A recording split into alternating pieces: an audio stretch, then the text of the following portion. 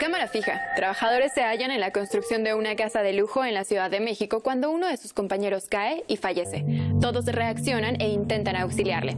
Así arranca Mano de Obra, ópera prima del director David Sonana, que inició un exitoso recorrido desde 2019, presentándose en algunos certámenes europeos y en los festivales más importantes de México. Mano de Obra es una cinta que mediante su sencillez, austeridad y sutileza logra exponer la desigualdad social y la situación obrera en México. Esta producción de contrastes es una radiografía sobre la justicia, pero también sobre la condición humana. Sonana, con esta estupenda realización, retrata el proceso de corrupción moral del líder de esta comunidad contemporánea, que tras dejarse seducir por el poder y el dinero, finaliza reproduciendo a pequeña escala las faltas que le han agraviado a lo largo de su vida. Con ello, más allá del juicio moral, el director nos muestra cómo la corrupción puede permear en cualquier contexto social y cómo fácilmente podemos reproducir y naturalizar las conductas que nos agravian y vulneran. Iniciamos. Esto es Cultura al Derecho.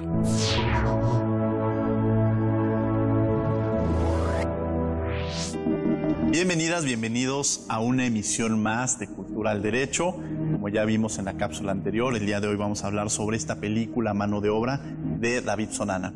Jorge Sánchez Cordero nos acompaña el día de hoy. Jorge, un placer tenerte el día de hoy aquí en Cultura al Derecho. Muchas gracias, querido Diego. El gusto es todo mío. Muchas felicidades por este nuevo proyecto. Al contrario, Jorge, es un placer tenerte aquí para platicar de esta película. Danos a grosso modo, ¿por qué te llamó la atención presentar esta película y todo lo que se desarrolla dentro de la misma? Claro que sí, Diego. Bueno, primero que nada, una sinopsis breve de lo que sucede en esa película. Al fin y al cabo es una representación fiel de todas las ansiedades que vivimos como sociedad en México. Es una película que se sitúa en una delegación muy importante en la Ciudad de México, que es la delegación Álvaro Obregón. Esta alcaldía define en mucho los entornos en los cuales nos desenvolvemos como individuos en México, en unos contextos enteramente desiguales y enteramente contiguos. Y eso hace que los conflictos sociales sean mucho más tangibles para toda la sociedad en general. De alguna manera, como nos lo planteas, Jorge, tiene varios elementos jurídicos. Partiríamos quizás también en el tema laboral, la seguridad social, al no contar con un pago de daños, una indemnización. Es decir, todos estos elementos que generalmente el trabajador, incluso vemos cómo se les paga en un sobre cada semana, y en cualquier momento les pueden dar las gracias, o incluso si hay algún accidente, que se rompa algún vidrio dentro de la casa, pues te lo descuento de tu sueldo, ¿no? Entonces realmente prácticamente no tienen ninguna seguridad social, y aquí se demuestra también esta parte, ¿no? Desde luego, Diego, digo, a primera vista, y bien lo señalas, hay un cúmulo de situaciones que dan lugar a consecuencias de derecho y que nos están evidenciando, desde luego, la gran inequidad estructural que existe dentro del sistema.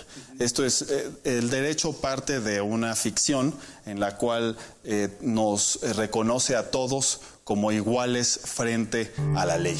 Y en esta película nos deja muy claro que por lo menos en nuestro país eso no es la realidad.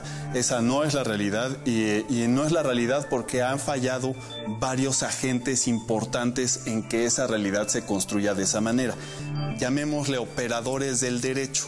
Entonces tenemos tanto en el legislador una falta de conciencia social en relación a lo que está sucediendo en la realidad y poderla regular de manera atinente y no trayendo instituciones jurídicas europeas o anglosajonas queriendo sustituir la realidad por un deber ser que no nos compete. Ajá. Segundo, yo diría como operador jurídico importantísimo el abogado y su falta de conciencia social en el sentido de que no está atendiendo las necesidades de sus clientes.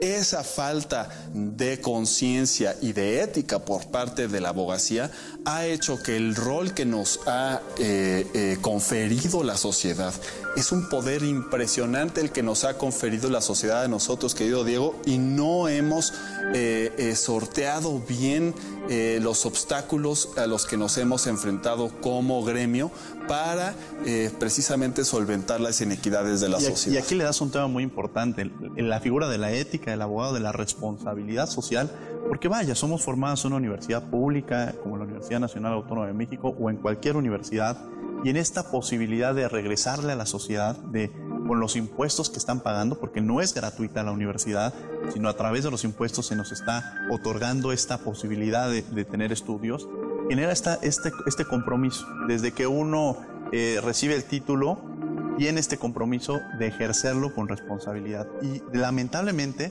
por algunos, porque no podríamos generalizar, pero por algunos abogados con falta de ética, pues nos llevan a todos en la misma bolsa, y de pronto cuando uno va con un abogado te dicen, ten cuidado con el abogánster, te van a robar, lo va a alargar el proceso. O sea, hay algunos que hacen eso, pero también dentro de la realidad tendríamos otros abogados con conciencia social.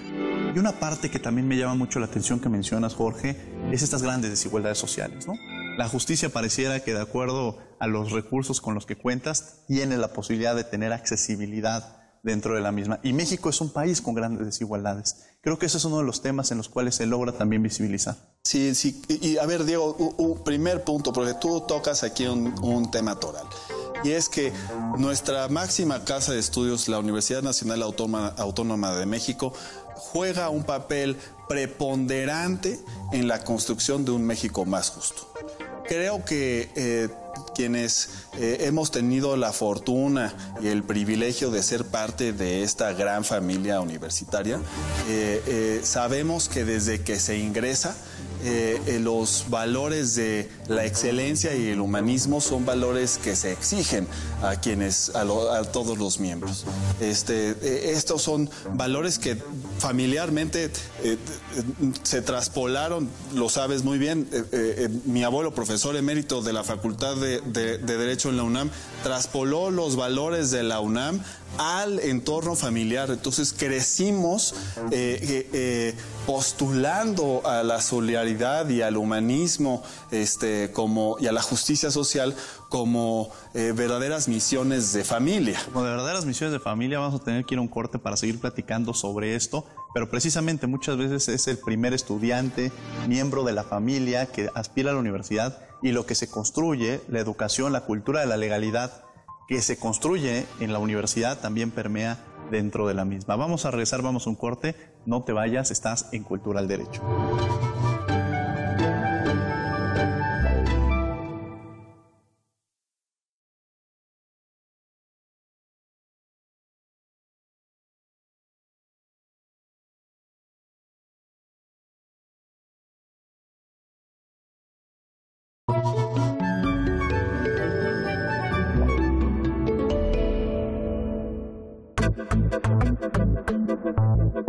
Estamos de regreso en Cultura al Derecho. Para quienes nos están sintonizando, estamos hablando de esta película Mano de Obra de David Sonana, y nos acompaña Jorge Sánchez Cordero, quien ya habíamos platicado un poco la sinopsis, los elementos de la materia en la parte laboral, las grandes desigualdades sociales, la responsabilidad ética del abogado. Y regresamos a esta figura de las desigualdades y la responsabilidad ética del abogado. Jorge.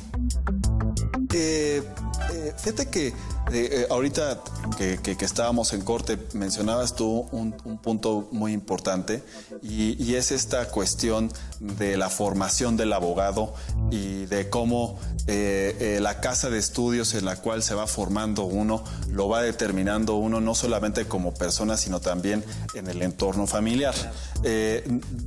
Normalmente quienes somos parte de la UNAM hay más miembros de nuestra familia que también han pasado por esta casa de estudios y que por lo tanto tenemos ese diálogo constructivo en términos de pues elementos muy valiosos para la sociedad, como yo resaltaría la solidaridad, ¿no? Como un elemento fundamental, y el humanismo en el cual imprimen una dosis alta de humanismo aquí en la educación de los alumnos. Pero fíjate que aquí el punto fundamental de las inequidades sociales y de la función del abogado sería precisamente darle al abogado no solamente las herramientas para que tenga él o ella en la representación de una persona las posibilidades para poder equilibrar las relaciones jurídicas, sino también un mayor ámbito de responsabilidad de la función del abogado. Y yo creo que estamos en un muy buen momento ahora en el 2021, en el 2020, entrando al 2021, todavía con un efecto de la pandemia y de la cuarentena en la cual hemos estado metidos por esta cuestión sanitaria, que nos lleva a meditar este tipo de temas, y creo que podemos salir mejorados de esta pandemia y de esta cuarentena en términos de acceso a la justicia, por ejemplo. La película nos deja muy claro que la primera ansiedad por la que pasa los personajes de esta trama es precisamente la falta de acceso a la justicia ante el fallecimiento de un hermano en funciones de trabajo y que no hay una retribución monetaria para el efecto de solventar algunos gastos que puede tener la familia. Primero que nada, en México tenemos una clarísima tradición de velar a nuestros muertos. Ya desde esos gastos funerarios, ya desde ahí empieza la generación de costos que se le va atribuyendo únicamente a la familia. Y entonces en ese sentido creo que hay una mala concepción en México de que únicamente inyectándole dinero, metiendo dinero, invirtiendo dinero, se va a poder equilibrar la cuestión social en México. Y creo que esa es una concepción absolutamente errónea, porque estamos soslayando un hecho fundamental, y esa es la tecnología de hoy en día. Y creo que no estamos haciendo uso. Este gobierno ha reformado la Constitución para introducir el elemento de la austeridad en el ejercicio del gobierno, cosa que me parece que era fundamental y una deuda importantísima con la sociedad mexicana. Pero creo que estamos desaprovechando en este momento precisamente las tecnologías de la comunicación para el efecto de generar dos cosas. Gobierno abierto, esto es una transparencia total para el efecto de que todos conozcamos cuál es el proceder de las autoridades. Y dos, tecnologías y herramientas para que todos los ciudadanos podamos tener acceso por igual a los servicios públicos. Y por servicios públicos entiendo no solamente las luminarias y la cuestión del alcantarillado, etcétera, sino el acceso primordial a la justicia. Esto es una casilla, un funcionario que acompañe ese tipo de situaciones en las cuales existe ciertas inconsistencias sociales y estructurales y que puedan llegar a ser suplidas. ¿Y a quién le corresponde? Es decir, ¿sería una responsabilidad federal? ¿Sería una responsabilidad local? ¿Sería una responsabilidad municipal o de las alcaldías? Es decir, ¿quién le corresponde? ¿Con quién tienen que acudir? Porque eso seguramente muchas y muchos nos están viendo y dicen, yo he ido a tal instancia, pero hay una responsabilidad de gobierno desde sus diversas vertientes. Pero ¿quién le correspondería a todos estos elementos que tú estás diciendo, Jorge? Yo soy un convencido, Diego, de que nuestras autoridades locales tienen que empezar a ejercer sus facultades de manera más eficiente y más eficaz.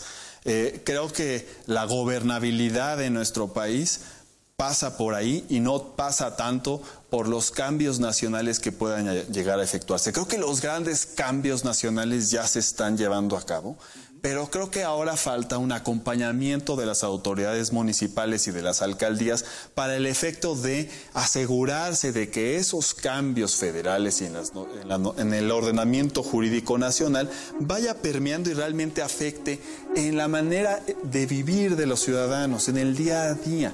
Esto es de lo que se trata al fin y al cabo, robándonos un poco los documentos fundacionales de nuestros vecinos del norte, en los cuales ellos sí establecieron como máxima o como norte para el progreso social la felicidad. Ellos dijeron, vamos a alcanzar la felicidad. Nosotros desafortunadamente no lo tenemos, a pesar de que somos más felices que ellos. Pero mi punto sería en que sí tenemos que trazarnos un norte para el efecto de decir, todas las medidas que lleve a cabo los gobiernos municipales, llámese alcaldías, en torno a evitar o tratar de apalear las desigualdades estructurales, tienen que forzosamente tener una visión de austeridad y una visión de eficacia y de eficiencia. Eficacia y de eficiencia, estamos en Cultura al Derecho. Vamos a ir a un corte, pero antes los invitamos a que nos sigan en las redes sociales, en Instagram como Cultura al Derecho, Twitter Cultura al Derecho y en Facebook Cultura al Derecho para que sigamos esta conversación. Vamos a un corte y regresamos.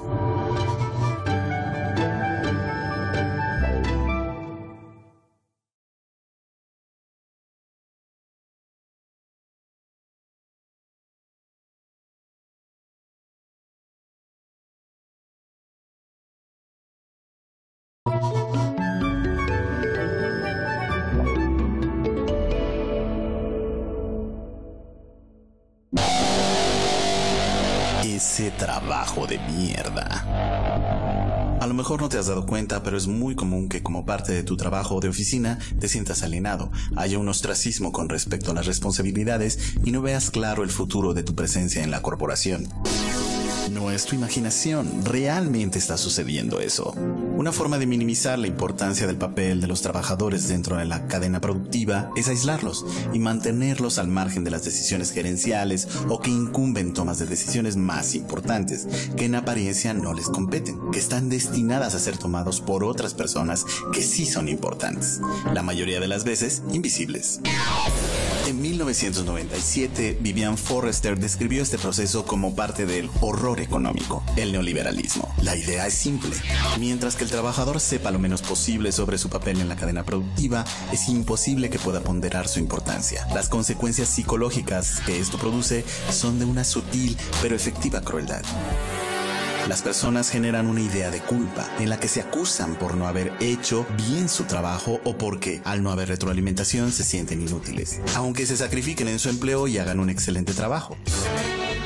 ¿Has pasado semanas sin haber recibido indicaciones de lo que debes hacer? ¿Te hacen peticiones desbordadas o imposibles de cumplir? Cuando reportas tus tareas, ¿no califican tu trabajo y no recibes retroalimentación?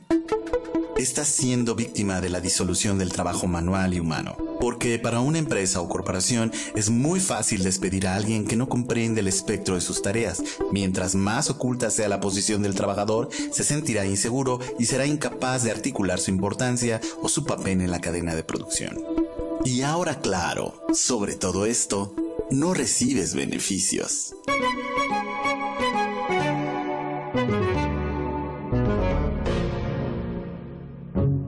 Estamos de regreso en Cultura al Derecho. Les agradecemos que sigan con nosotros platicando de esta película Mano de Obra y la estamos analizando de la mano de Jorge Sánchez Cordero. Jorge, pues bueno, precisamente estas desigualdades, ya platicamos un poco de las condiciones laborales en las que se presentan, de la ética del abogado y hemos de alguna manera encontrado algunos elementos de gran importancia y de la responsabilidad, ya sea federal, local, municipal, alcaldías, que corresponde y cómo todos, cada uno en esta figura de gobierno abierto, Cada uno desde nuestra trinchera tenemos una gran responsabilidad, la propia academia, los medios de comunicación, de informar de lo que está sucediendo y cómo podemos participar. Hay una parte que a mí me llamó mucho la atención en la película, desde que esta figura de regreso a estas desigualdades, que uno tiene una casa enorme y de pronto cuando vemos entran tantas familias en esa misma casa, se empiezan a acomodar, se crea una especie de se crea una sociedad interna en la cual cada uno ejerce una responsabilidad, donde se genera un liderazgo en micro, pero tenemos eso. Sí, y también vemos esta posibilidad de que se apropiarse de una propiedad, vaya la redundancia, en lo que conocemos como los paracaidistas en la Ciudad de México, ¿no? Y que es algo muy cotidiano y muy común. Si se acercaran contigo, Jorge, tú como abogado, y te dijeran, oiga, pues encontramos esta casa vacía, lleva mucho tiempo, y alguien nos aconsejó que si nosotros entrábamos dentro de la misma, podemos apropiarnos. Es decir, en ese ejemplo, pero en otros más, ¿qué aconsejaría a estos albañiles contando su historia? Desde el principio que llegan y muere un familiar, ¿cómo acudir, cómo tener acceso a la justicia? ¿Cómo lograr romper con estas desigualdades, no? Creo que es una excelente pregunta, querido Diego. Yo te diría que en México hemos hecho, como tú muy bien sabes como abogado, nuestra Constitución de 1917 es una Constitución que se caracterizó por ser de avanzada, en tanto que incluía muchos derechos que se han llamado derechos programáticos, en tanto que requieren de una acción positiva del Estado para que se materialicen, entre los que se encuentra el derecho a una vivienda digna. Creo que en México hemos hecho grandes avances para el efecto de generar instituciones que aseguren que la población en general tenga acceso a una vivienda. Podríamos debatir sumamente... sería un debate sumamente válido el debatir si esas viviendas que se están otorgando son dignas, para empezar, en tanto que hay mucha gente que está verdaderamente hacinada en esas viviendas, o si es suficiente la cobertura social del Estado. Yo te diría, primero que nada, no es suficiente la cobertura social del Estado. Desde luego que seguimos teniendo grandes desigualdades estructurales que tenemos que atender. Desde luego que nos toca a los abogados tratar de solventar esos conflictos, esas grandísimas desigualdades. Desde luego que moralmente es muy reprochable el hecho de que exista alguna persona que tenga tantas propiedades y que ni siquiera las utilice. Yo pondría, es más, un ejemplo más burdo. Es un daño moral o afecta por lo menos una especie de moral social el hecho de que existan en México coches de grandísimo lujo, teniendo una población en los márgenes de pobreza que tenemos. Yo soy un partidario de un Estado liberal, pero un Estado liberal con bases sociales sólidas.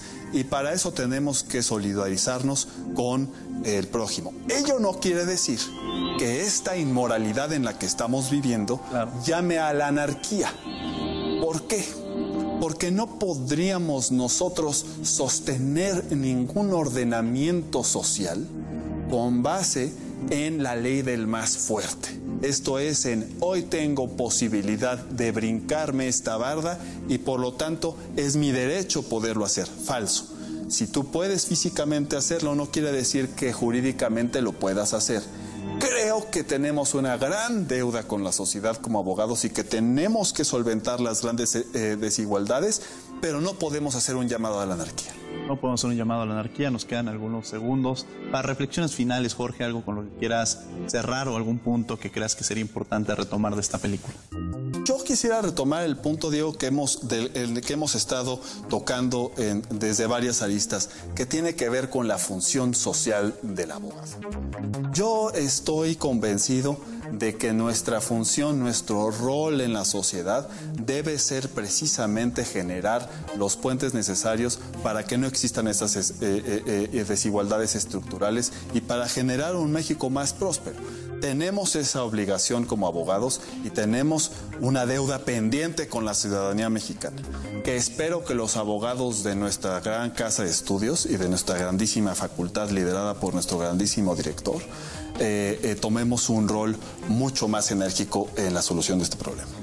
Más sinérgico en la solución. Bueno, Jorge, te agradezco mucho que hayas estado con nosotros. Gracias por la invitación, querido Diego. Muchas gracias y les agradecemos también a ustedes que han estado con nosotros. Los invitamos a que nos acompañen en una emisión más de Cultura al Derecho, no sin antes también invitarlos a que sigamos esta conversación en las redes sociales, en Instagram como Cultura al Derecho, Twitter Cultura al Derecho y en Facebook como Cultura al Derecho. Muchas gracias.